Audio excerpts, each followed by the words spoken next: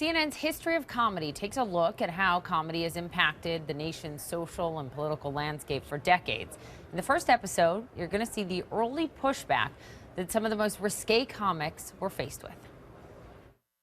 When you went to the record store, you often had to ask for these albums because they wouldn't be out that you could just go and pick them up out of the bin. They were often hidden or in a certain part of the store where you needed some sort of assistance from the people in the store because they were thought to be too scandalous.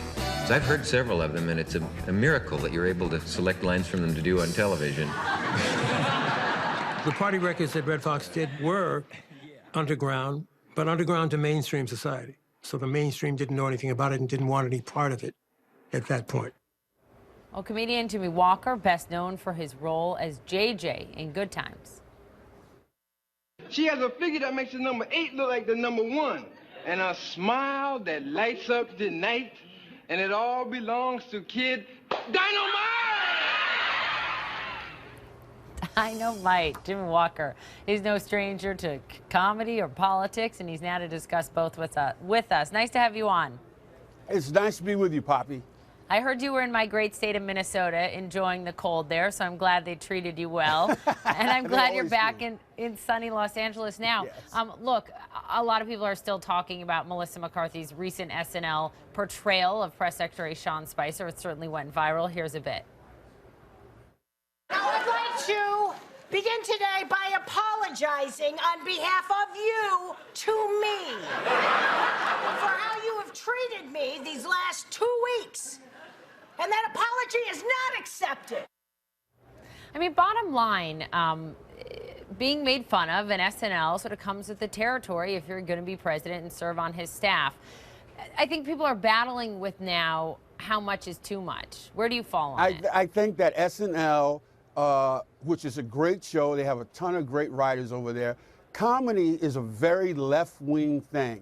There's very little right-wing presence in comedy.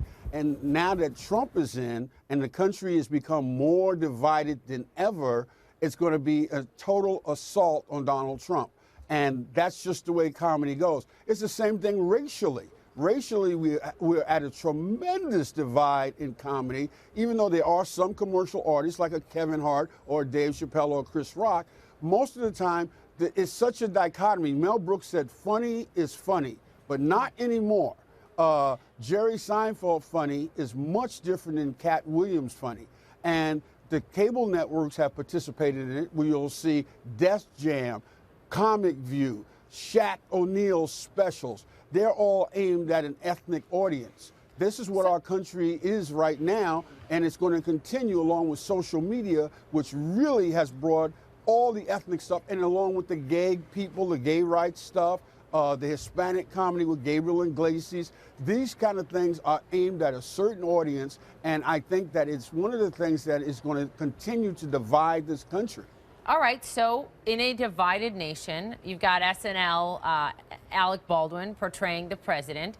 This is the president who, by the way, not that long ago actually went on SNL and was pretty darn funny. Instead of tweeting that he thinks it's such a bad program, do you think in the spirit of unity, the president should go on SNL, make history? The first he won't go on sitting president SNL. to go on? Should he keep criticizing it? No, he's not going to go on. He will tweet about it. And SNL is a perfect example. You know, Kenan Thomas, who's on that show, always played women on the show. He was the guy who played women. He played black women. So one day, they asked him to play a black woman, and he said, you know, I'm tired of doing that. Why don't we just hire a black woman?